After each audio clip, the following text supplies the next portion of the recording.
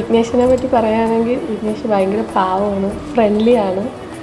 അതുകൊണ്ടാണ് വിഘ്നേഷിനെ ഇഷ്ടപ്പെട്ടത്.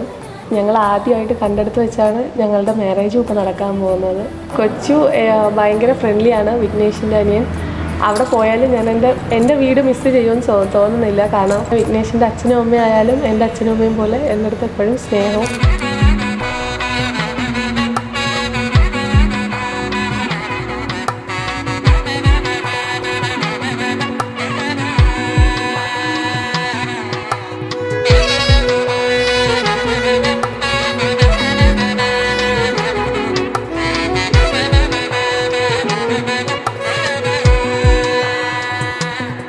கூட்டிலே ஒரு ஓரமாய் இருந்தேனடா கண்ணா, வரமாகவே நீ வந்ததால் திளைத்தேனடா.